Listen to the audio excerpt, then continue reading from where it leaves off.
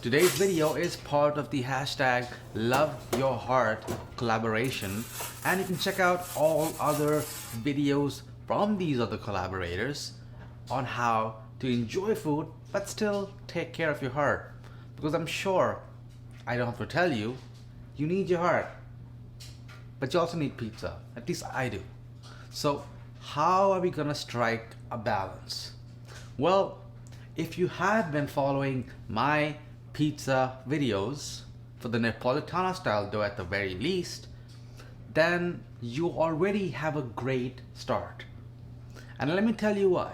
So my dough starts with a starter, a Polish starter, which ferments for 18 hours. And then when you make the actual dough, by combining it with flour, water, yeast, and the starter, with some salt, then that dough ferments for a further 48 hours at the very least. Now, it's good for you because the fermentation process literally breaks down the carbs that are in the actual food and makes it easier for you to digest. Not just that, even nutrients and minerals that are in the food, like let's say zinc or iron, it makes it more readily available for your body to absorb. The fermentation also makes the dough probiotic. So you know, like those yogurts you buy?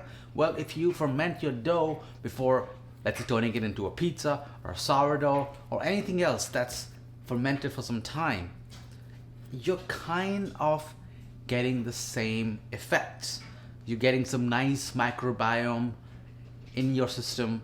You're getting good bacteria in your gut, which in turn just helps support your immune function. Now, if you have some blood sugar issues and you're worried that having fermented dough or bread made with fermented dough, it'll increase your blood sugar, like spike it, don't worry about that either, because fermentation lowers the glycemic index of the actual flour of the dough, and you will not see huge spikes of your blood sugar levels either. Fermentation doesn't automatically turn the pizza healthy. The dough is healthy, but the pizza you still have to be smart about, because you can still ruin all these good things if you put a lot of bad things on the pizza. And of course, everything that I'm saying here, I will have references in the description for it as well. And the first choice comes with lean proteins if you are looking to get a nice dose of protein from your pizza. And that comes with chicken. It's a simple recipe with a tiny bit of oil, salt, pepper, and a nice fat chicken breast. You want to cook that on each side until it's golden brown. If you want, you can get the color quickly and pop it in the oven for 8 to 10 minutes at 350 Fahrenheit. Whatever you want to do, cook that chicken. And I was saying be smart with what you put on the pizza to keep it good for you. Keep it heart healthy. So homemade as much as you can. So homemade sauce, it's just literally tomatoes, touch of oil, garlic, which is great for you. Plus the tomatoes themselves have a bunch of antioxidants and vitamins that are good for you. Now I'm sure you know how to get the pizza from the baking sheet to your worktop, to the pizza peel, and to the oven. But if not, here's a quick review. So essentially, you need a dusting mixture with semolina and flour, whatever you use to make the dough, and then use that to help scrape the pizza out of the baking sheet and then plop it on the pile of your dusting mixture. A bench scraper works great. Then turn the dough, pat it out from the middle, going towards the outside of the pizza, and then start spreading it out. A Napolitana style pizza with double O flour will be very easy to spread, and you will need barely any effort. Then the homemade sauce goes on top. And the most important part of a pizza is something that you have to sacrifice on a little bit. Well, the second most important part, because I think the crust is the number one most important part of a pizza. The second thing is cheese. And you cannot load it up with cheese. You can't do that. you have to put much less cheese. And for a pizza that's about 8-9 inches like mine, about a cup of cheese is all you're gonna get, along with some chicken that I've cubed up here, then onions, peppers, a little bit of tomatoes. And I'm also gonna drizzle some olive oil on the top. Now, if had in proper amounts, olive oil also can be really good for you and promote heart health because it has healthy fats that help reduce bad cholesterol and increase good cholesterol. Give that pizza a nice shake, make sure nothing is stuck on the peel, and then pop it in the oven under the broiler. The oven has been heating at 500 Fahrenheit for about an hour, and the broiler has been on for the past 5 minutes just to get that top stone or the top steel nice and hot to cook the bottom of the crust. Just make sure to tone it 30 seconds to a minute in, and then once you have some nice color on the top, you can go lighter in color on the crust or you can go darker.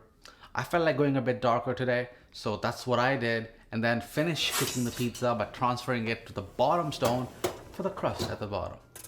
And a little brush of garlic oil on the sides never hurt anybody. You need to like your healthy pizza too. Now, I'm gonna top it off with some arugula, which again is very low in calories, very high in volume, so you feel fuller.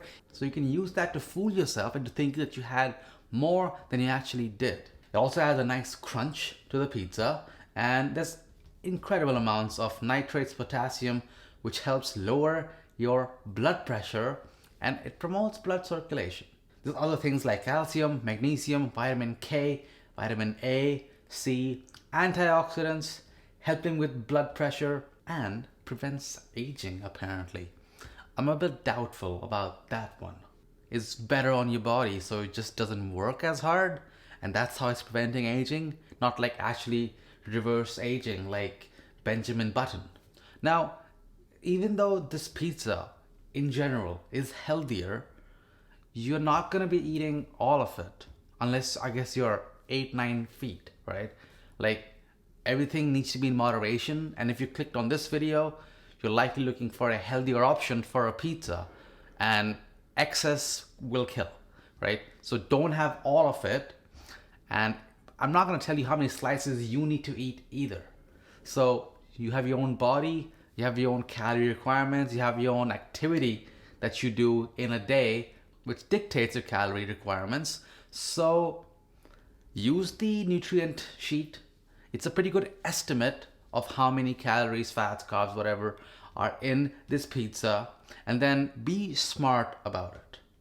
And that's how you can use pizza, I know, mind-blowing, to promote heart health. Don't have this every day either.